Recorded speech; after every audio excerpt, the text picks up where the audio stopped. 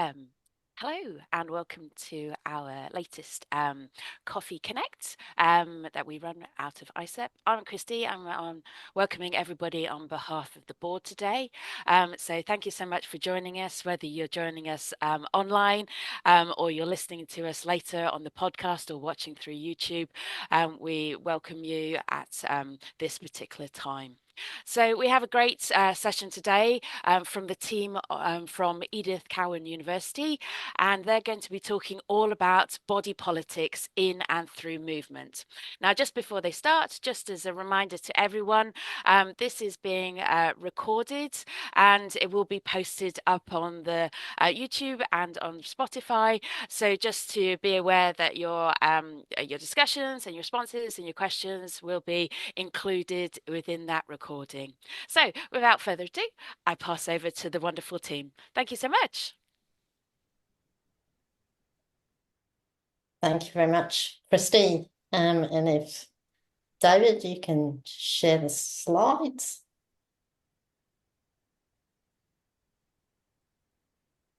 I am sharing them, Dawn. Can everyone see them? Yep, all good. So I can't see them for some reason, so that makes life a bit interesting. But without further ado, my job to welcome you all here today and introduce briefly the team members who are presenting this afternoon. So I'm Dawn Penney, some of you all know, Dr. David Aldous, Dr. Valeria Varea, and Dr. Eibhlish O'Hara. So Kaya Borada, welcome everyone to what we hope will be a really stimulating discussion centering on our focus of body politics in and through movement. So before introducing that focus a bit further, I want to begin by acknowledging that we join you today from Wajak Noongar Boodja. And in doing so, I want to acknowledge the traditional owners of the lands that we're really privileged to live, work and move in and on, and pay our respects to elders past, present and emerging, and all the Aboriginal and Torres Strait Islander people who are present today. So we extend that acknowledgement to traditional owners and elders on the lands that all of you are joining us from as well. In turning now to briefly introduce the focus and my colleagues, it's important to stress that over many years, others in the field have written and researched and provided invaluable insight into body politics in physical education, and extending that to health education, health and physical education, initial teacher education, PET and sport. So many of the issues that we're going to talk about this evening raise what may be justifiably regarded as things that are by no means new. But our emphasis very much is that they remain vitally important to the field, conceptualised really broadly, and all of us working within it. So that breadth of relevance and the importance of asking and exploring the contemporary meanings and understandings and lived experiences and expressions of body politics in and through movement will hopefully come through in what follows. So we all come to these discussions with personal perspectives and experiences, and you'll see a bit of that this evening as well, in terms of the issues we're pursuing. We share a concern to problematise assumptions about bodies and judgments of bodies that occur both subtly and overtly in a range of movement contexts. And we encourage everyone to consider ways in which they encounter and enact body politics in their personal and professional lives. We similarly question the social, cultural and educational interests and inequities that are conveyed through movement and movement pedagogy in the settings in which we work and move. So to close the introduction, I'm going to draw from one of those books that I highlighted earlier and pose some questions that are paraphrased from part of that as questions that you might think about during the presentations that follow and that we might return to later on as well.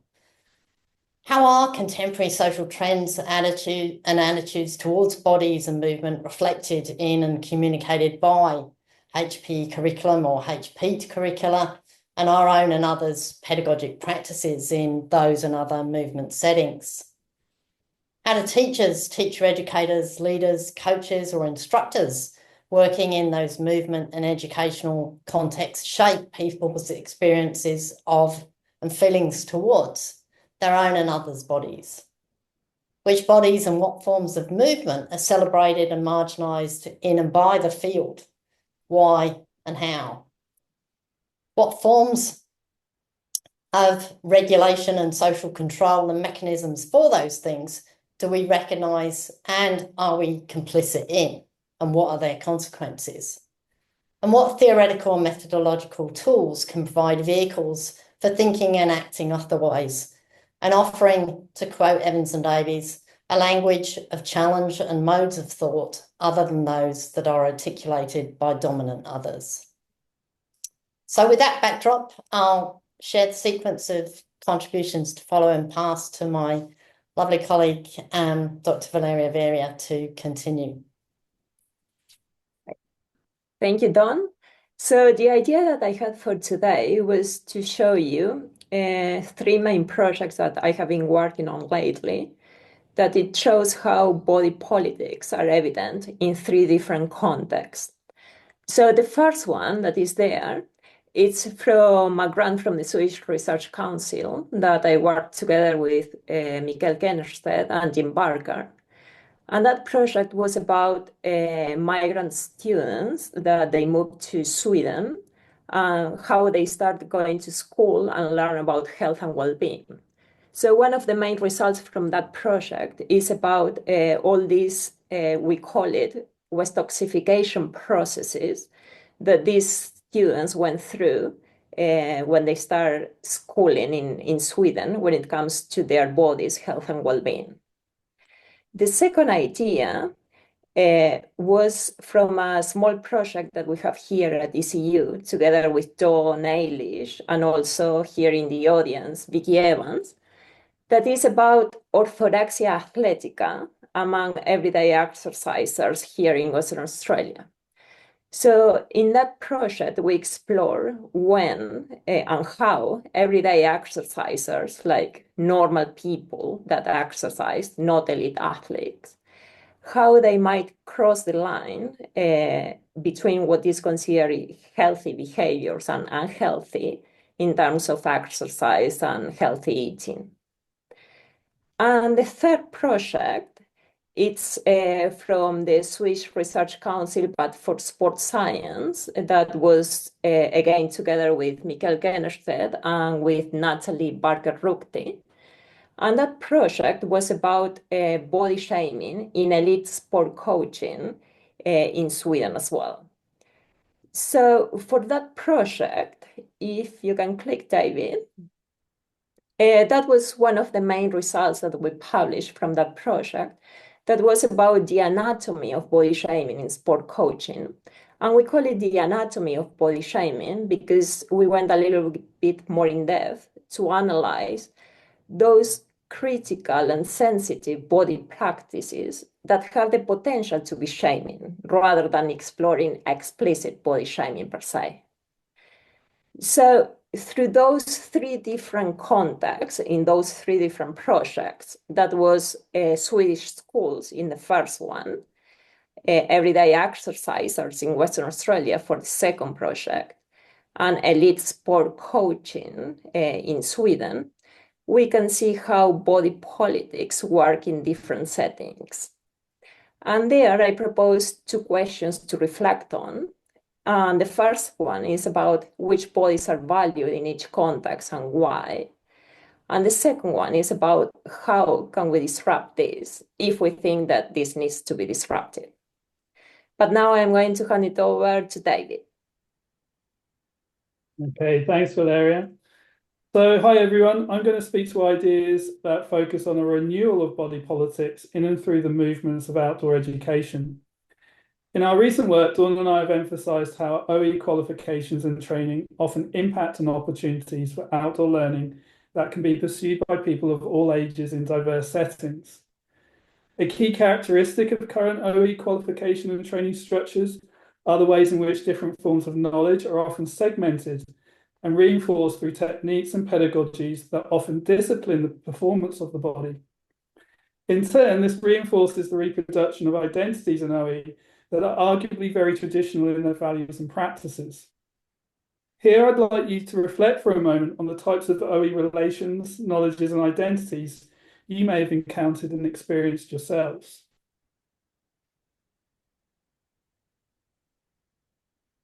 So our argument outlined within the paper that you can see is that forms of outdoor education that are based on restrictive relations, segmented knowledges, and retrospective identities continue the reproduction and maintenance of particular body politics.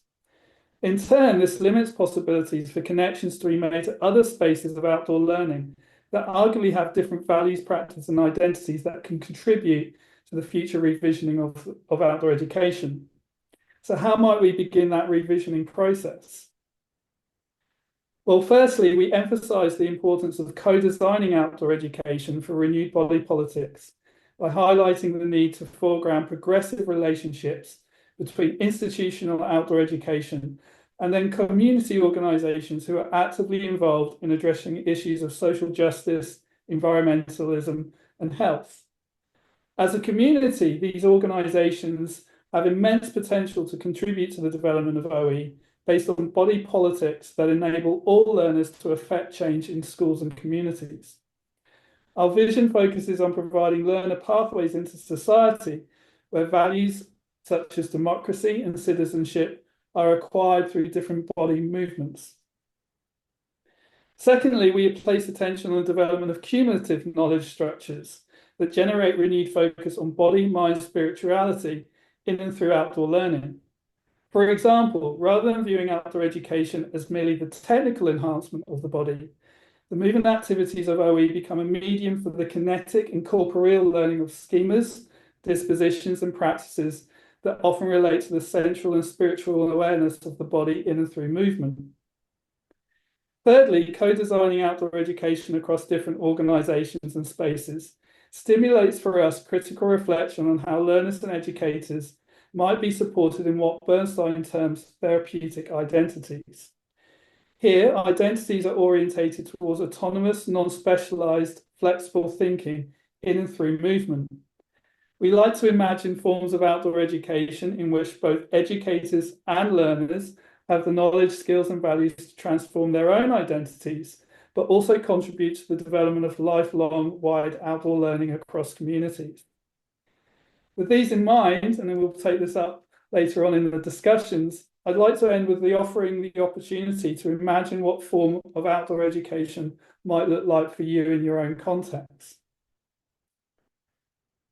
In summary then, our aspiration is the creation of an outdoor education that can provide space for renewed body politics, cultivate the type of citizenship necessary for communities' responses to environmental, social, and health challenges that face us all. So thanks for listening. I now hand over to Dawn to further extend the conversation. Thanks, David. And in turning the spotlight now onto physical education and varied articulations of it, I really want to remind everyone of that centrality and visibility of bodies in physical education, and that being integral to matters of equity and inclusion, and inseparable from things like which students feel like they belong and are valued as learners in our subject or learning area, and how they feel they can and should move. The various curriculum reforms over time and across contexts have seen changes in the nomenclature of the subject or learning area, and you'll recognise some of those from different contexts: P, HP, PEH, health and wellbeing, PDHPE. They variously reflect different things in terms of contemporary body politics, and I think are themselves worthy of probing and reflection. We can ask, for example, to what extent have curriculum reforms shifted the dial in relation to hierarchies of movement and ways of moving? And as many of you know, I've often pointed to the significance of curriculum, pedagogy, and assessment as all being important and interrelated carriers of values and mechanisms of regulation and control, but also emphasise that they are means via which to challenge the dominance of particular discourses and practices. And it's with that in mind that I move to focus on one of the propositions that some of you may be familiar with from the Australian curriculum, valuing movement.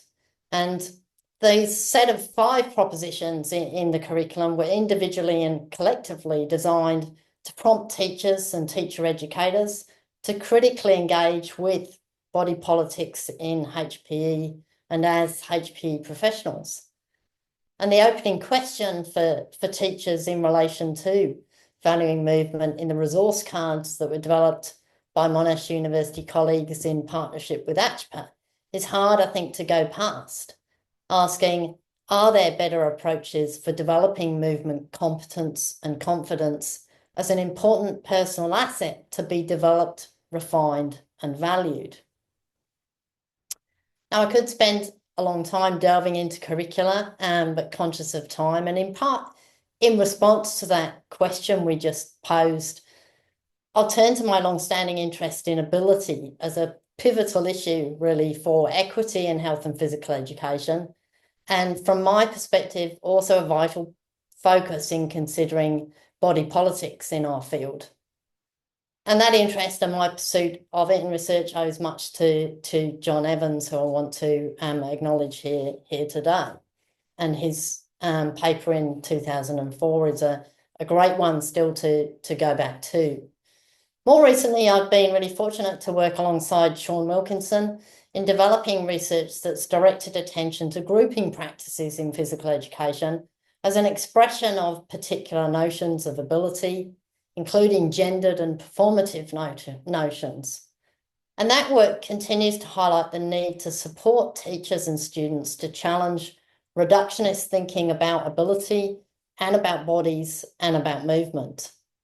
We can't escape the reality that invariably bodies in PE will be read and judged in relation to ability even before any movement has taken place. Body politics centering on ability, I contest, is ingrained in pedagogy and simultaneously in assessment, but yet, as work by another of our PhD students here, Jeff Giles, has shown, it remains something that is still very challenging for teachers to engage with. So finally, moving to what I term sort of shifting body politics and pedagogy, I want to turn to work that I think has quite overtly sought to disrupt the status quo of body politics in PE and expand the forms of movement, knowledge, skills, and understandings that are valued in the field, in schools, in communities, and for young people. And again, I'd like to thank colleagues at Monash particularly for the opportunity to work with them in seeking to expand the ways in which sport is understood, what is valued as sport, both within and beyond physical education settings, and take that as a central focus in what some may see as sort of disruptive body politics, but I'd argue it's being pursued very much as generative body politics. And for me, informal sport particularly remains a significant focus in ongoing work across education and sports settings that is really directed towards more people feeling valued as participants and learners and feeling that they belong in health and physical education and sport throughout their lives. So I'd like to now pass finally to my colleague, Dr. Eibhlish O'Hara, to talk about the teacher education context. Thanks, Dawn. Yes, my focus today is on some of the recent and ongoing work in our research community addressing body politics in health and physical education, teacher education. And the first project I'm going to tell you about is based on Janine Thompson's recently completed PhD. And this research examined the preparation of generalist primary pre-service teachers to teach HPE. And some of the key findings from her research is that there are significant variations in course design, that decisions regarding course design are often made by individuals with little knowledge, understanding, or interest in health and physical education. There is limited opportunity for pre-service teachers to gain practical experience teaching HPE during their professional placements, and that despite formal accreditation requirements, course coordinators hold concerns for graduates' actual readiness to teach HPE effectively. So we feel this raises a few questions, such as what does this say about pre-service teachers' bodily confidence, and what can we do as initial teacher educators? Can we explore innovative approaches to increase meaningful practice opportunities? And how might that embodied practice influence pre-service teachers' confidence to teach HPE? And what does this say about how movement is viewed in initial teacher education? And what does this say about movement as pedagogy? Issues of course design are also front of mind as we develop a new initial teacher education program here at ECU. The development of this Bachelor of Education for years 1 to 10 with a specialisation in HPE raises questions like what movement forms and skills and knowledge are being privileged, and what messages will be communicated about movement and bodies that can span both primary and secondary years. Another HDR student in our community, Vicky Evans, is in the final stages of her PhD, which is an ethnographic study of physical education, teacher education professionals embodying policy work. And the aim of this study is to understand the corporality of policy work and the importance of body in PEAT. And I don't want to give away the findings of this research too soon, but I will say that the research prompts a reflection about what PEAT professionals embody in their everyday practices, why and how policy work unfolds as it does within institutional contexts. So thank you, and I'll hand back to Dawn. Many thanks, Eibhlish. So before we sort of turn to question, one more prompt that I've got to remember is this is hopefully given you a taste of the scope with which we can explore body politics in and through movements, that we would very much like to invite you to join us at the end of the year in the southwest of Western Australia for a specialist seminar in conjunction with AIESEP, and we hope that that is something to really look forward to, and that this discussion this evening is a taster of the sort of things we can explore together. So if you'd like to know more about that, and we will be posting things in the weeks ahead, but you can always contact us at the email address shedrc@ecu.edu.au, or any of us individually will be able to give you further information. Thank you. So it's now very much a time for questions. I might hand back to David to maybe facilitate this part. Thanks, Dawn. So thanks, everyone. Thanks for listening. And hopefully what you see from our research community are different research, different activities, different practices that all are addressing this idea of body politics in and through movement from different angles. So I'll return to some of our provocations that we mentioned at the start of the specialist seminar, that we're going to address in the specialist seminar, sorry, and we've addressed this evening or this morning, and hand over to the audience and see if there are any questions that you might have for us as well. So I do have a provocative question, but I'm going to hold it because I will get to this question, but I'm wondering if you can share just a little bit for those who are listening about what to expect in a specialist seminar, because maybe people have never been to a specialist seminar for AIESEP, but they've been to an AIESEP conference. So what do you plan for the 8th to the 10th? What's the structure? Is it people presenting? Are there keynotes? Are there discussions?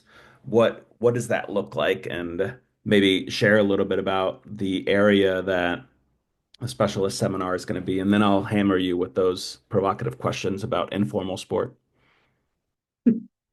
Dawn, do you want to share some initial thoughts on that? I will, and I'll then pass for everyone to expand. But yeah, no, great question, Risto. Thank you. And I'd like to, I guess, personally, just reflect back to Fontis. I think it was 2018, and thank the AIESEP colleagues there, because I still look back at that specialist seminar, which focused on assessment. As you know, I say quite openly to people, it's been one of the best events I've attended in my career.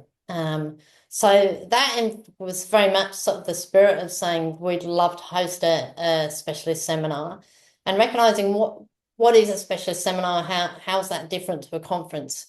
It very much is trying to attract people around a specific issue, so that shared interest in the issues, coming from different perspectives and from different contexts, and wanting to really spend quality time together as a group over the 3 days it's going to run, to be able to really develop and expand collaborations through conversations. So unlike other conferences where you might go to and then everyone's going to lots of different parallel sessions, the intent of this very much is the vast majority of the time everyone is together.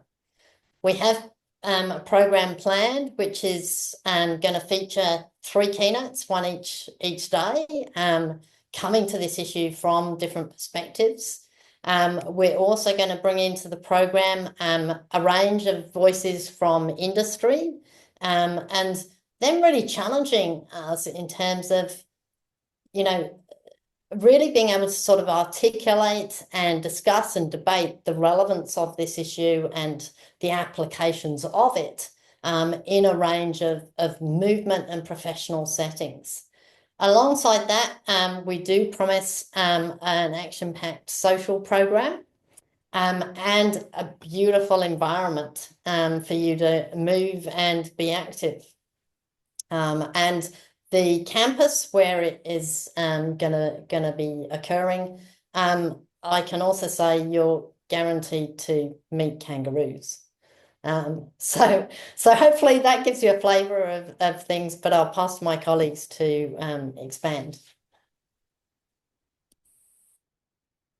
Yeah, I think just to add to that, in response to your question, Risto, the uniqueness for me for the specialist seminar is that it's very much hands-on, and it's orientated towards co-creating something towards the end of the 3 days. So it's very much listening to some excellent ideas, some thoughts and ideas around the topic, but it's also then through the workshops and then the masterclass is also producing something that we feel that we can collectively respond to that statement, body politics in and through movement. So we've kind of lined it up with the idea of a mix between theory, practice, and methodologies, and the balance between those, because as a community, we very much feel and emphasize the idea that we don't just want to produce ideas, we want to produce solutions that what they look like in practice as well. And so our balance between the local, national, and international keynotes, we feel will offer that to everyone. Like Dawn, I've always had exceptional experiences at specialist seminars, and I love the idea of being able to interact with professors, with senior lecturers, people in our community from all ranges of experiences and cultural backgrounds as well. And we very much want to retain that focus and that experience for others coming to visit us here in WA. I don't know if Eibhlish and Valeria want to add anything to that. So I think what you shared about Fontis and that assessment specialist seminar, that was one thing that was co-created from that was the AIESEP position statement on assessment. And so I think that's the cool thing about these specialist seminars is that they're much smaller than what the AIESEP conference is. Like you're not there with 400 people trying to make sure that you schedule in time to like meet with the exact people you want, but you are in this more intimate setting. And we have a lot of position statements on the AIESEP website. I am currently using that position statement in a chapter that I'm writing because it's such a great resource for all the information that I need to cite, and I cite that document a bunch. And so it's cool that there's very few times that you can get the same scholars around the interest of the same topic outside of a one-time symposium in the same room. And so I think that's what these specialist seminars are so great about, is that you get dozens of people who are really interested in coming at the same idea from different angles to kind of forge their thoughts in that same place. So I think it's great. I think it's going to be an awesome specialist seminar, and we really appreciate you stepping up to host. Thanks, Risto. And yeah, I mean, I guess one of the things we're also exploring is yeah, what you know, resources and developments might come from it as well, and very much seeing it like the sort of Fontis and other specialist seminars as it's an opportunity to, you know, establish, you know, and extend collaborations that can then run for many years. So yeah, thanks. So do you want my provocative question?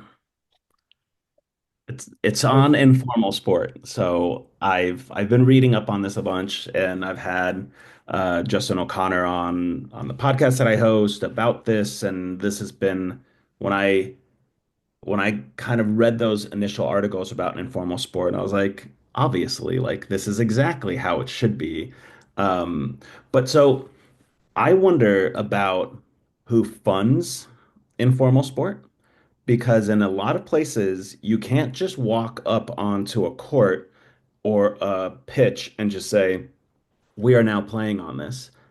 And this came up in one of those articles, is there's an insurance policy. There are shifts who are allowed to be in that place. And like, oh, this empty space, you cannot use this because you might mess up this empty space for the people who pay for it later on in the evening. And so I'm currently in Finland doing a research study on the Finnish model for leisure activities, which is super interesting in the sense that it provides a free out of school activity or a hobby for every kid grades 1 to 9. And it mandates that schools or municipalities are not allowed to charge for the space that the kids use in these hobbies. It's funded by the government, but some of these groups can be informal practice, meaning there is an adult present, but the kids walk in, they're like second and third graders in a futsal group, and 3 minutes into the class or the club, the the adult in the room blows the whistle, and he's giving out jerseys or pennies to half of the kids, and they just play soccer for 57 minutes, and the coach is just there to say like, hey, you're not supposed to be swearing in here, or like, hey, if you really want to defend, you need to move up a little bit because you're giving the person a wider angle. But otherwise, it's just informal play that could have been taken outside, but it's just not happening outside. So I'm wondering like where do you see, you know, the Australian government or whatever government stepping in to fund these spaces, because there are issues of insurance and space and for-profit clubs who are taking up the the space that is supposed to be for everybody, but it's not. Yeah, certainly. Thanks, Risto. Really good issues, and ones that research with, yeah, Ruth Jeans and Justin and Ramon, and Eibhlish was part of that as well, have explored. Now, part of that work really highlighted that in the Australian context, local government is key. So I guess the municipality type level that you're referring to, and us really sort of challenging the local governments to acknowledge the significance of informal sport as a participation trend, and as something that, you know, potentially a major section of their community population is engaged in or wants to be engaged in, and therefore to look at their funding mechanisms in terms of what spaces they're planning, how they are funding use of those spaces, and to provide more of those facilities. Alongside that, a sort of next level, we'd say at state government and indeed nationally, we've highlighted that a lot of the funding mechanisms at the moment are channeled almost exclusively towards club-based sport and sporting associations. And so hearing about those sort of initiatives which say, well, there is, another way of playing sport and that will be funded, is something we're again sort of busy lobbying government and working with them to say, actually the funding formulas need to be looked at and changed to enable other types of participation to be invested in and supported and sustained. I think the other avenue that I'd highlight for funding is clubs themselves. One of the things we've emphasised in the project is, we're not wanting to set this up as a binary and say, it's formal v informal. We recognise there is a continuum, and you'll have heard, Justin talk very much about all the different variations of informal sport that can exist. And we've very much, we've encouraged and we've produced guidelines for clubs to consider, well, actually, what sort of, opportunities are you providing for people to just come and play a sport with your club informally, and recognise actually that can be a win-win, because if you offer a different type of membership, and again, it means allocating some space and time, to that sort of play. But again, that's the sort of thing we're trying to encourage. And I've also been having conversations, particularly here in Western Australia, with state government and with sports to say, similarly, and particularly with that sort of insurance in mind, can they think of a different, category of people being able to, low or no cost, be associated with the sport and then be covered for playing informally with friends, with family. I think one other thing I'd say in terms of, your sort of one of your opening comments about people can't go down and play for free in certain areas. One of the things wherever some of that, there's quite a lot of, variation culturally and in different contexts, sort of globally. And it's often experienced here with, for example, we see a lot of informal cricket with Indian and Pakistani communities, for example, playing. And for them it is, talking with, it's quite, normal to, there's a space there, it's for people in the community to play. So actually sort of navigating some of those, cultural aspects of expectation in relation to who pays for what and so on is part of this journey as well. Yeah, and I think that it's a win-win for clubs if they provide that opportunity. Like, I played my first ice hockey game since 1993, like 2 weeks ago. And when I was a kid, I played for a club. I played fourth line on a three-line hockey team. That's how good I was.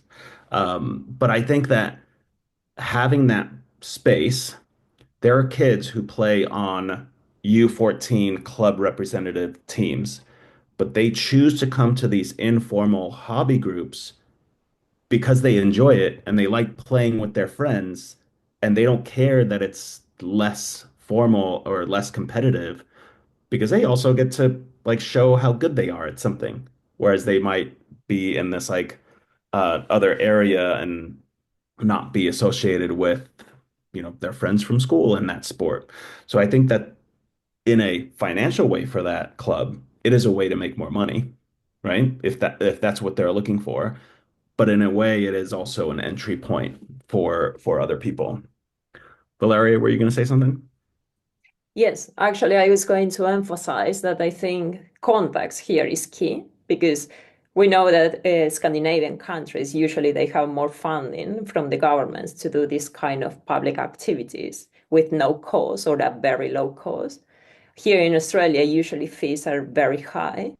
And compared, for example, with South America, it's like, yeah, the same as with Pakistani or other communities. They just play whenever and wherever they want, because usually there are no policies or no insurance whatsoever. So I think context is quite important. We're going to jump to the chat next because Anna's got a great question in it.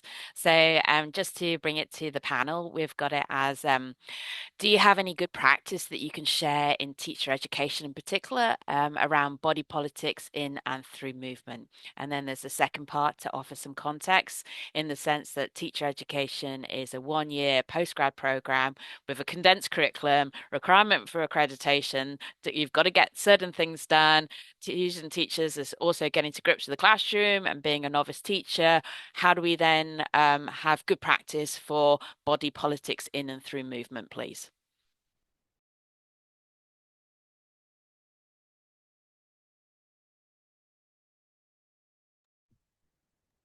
The panel has all gone very quiet. I was just looking at icons.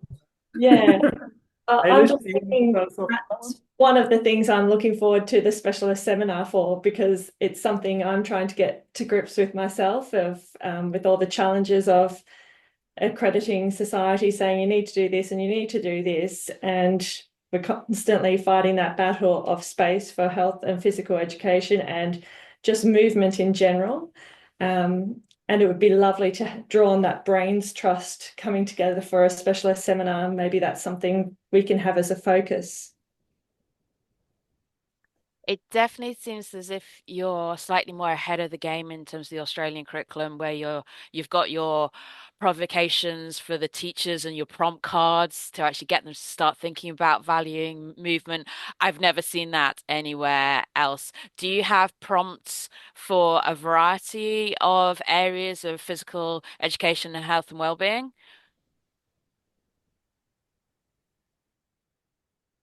We have a set of 5 cards. Just doing some advertising here for ACHPA and so those variously feature on a critical inquiry approach, developing health literacy, taking a strengths-based approach, focusing on educative purpose, as well as valuing movement. And they're very interrelated.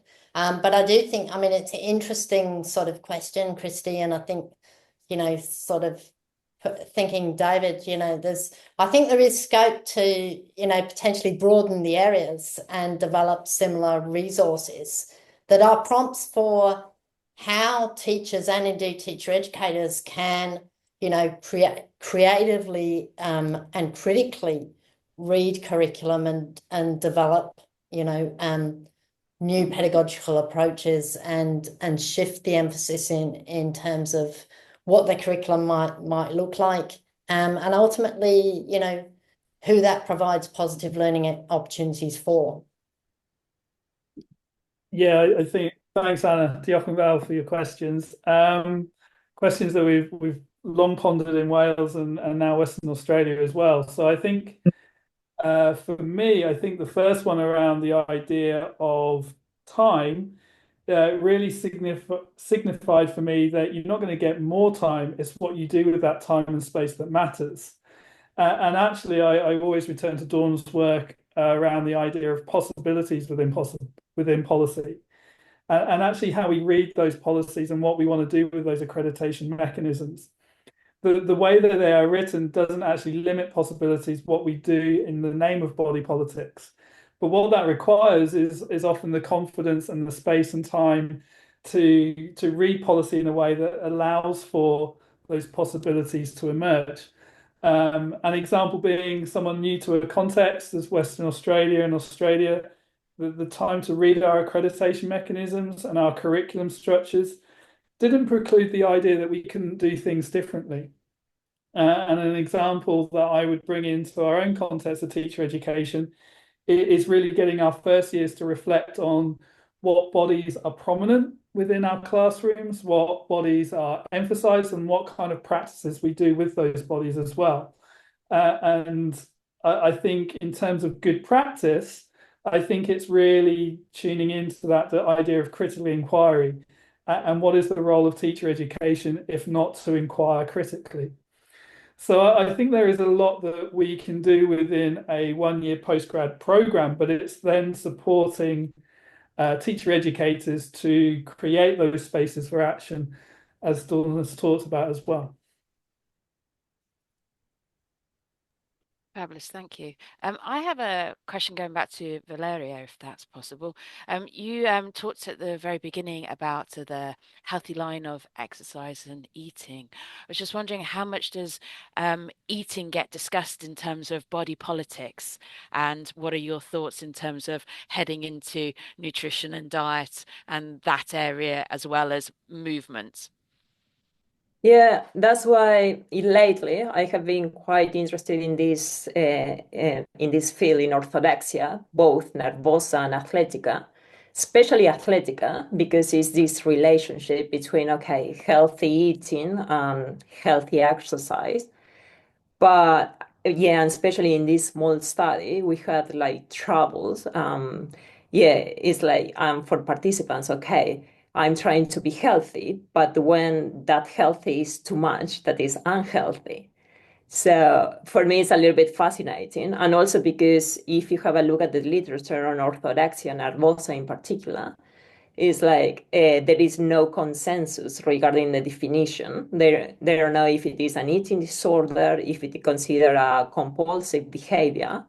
So, yeah, just a few years ago, a few authors from different countries, I think they were like 48 in total, finally they created a consensus document about what orthorexia nervosa is and how it can be diagnosed. Because there have been also different tests to diagnose orthorexia nervosa, but yeah, there is no consensus in the literature yet. That makes it a fabulous area to continue on. Thank you so much. David, I had a question for you in terms of co-designing outdoor education.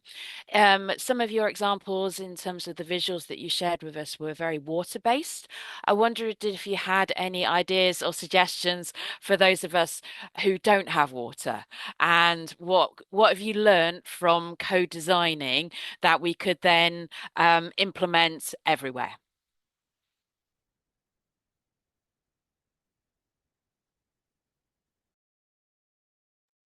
Thanks, Chrissy. Great questions. You can probably see my orientation towards outdoor learning is in and through aquatics. But the principles that we take to co-design, as you rightly point out, we are aspiring then to set up case studies around trails, urban outdoor learning, so different contexts. Valeria has always mentioned how great the snow is in Sweden. So I think those kind of principles about how we learn in and through these different environments remains the same across all of those. I think, yeah, if we take the kind of example of co-designing around water-based outdoor learning, the principles of co-design for us were really very much about bringing different industry and policy makers together. So what we find sometimes when we talk about design is that design, as Fiona Chambers talks about, sometimes can become somewhat of an echo chamber. So there's no point in designing with the people that are of the similar kind of professional backgrounds to you.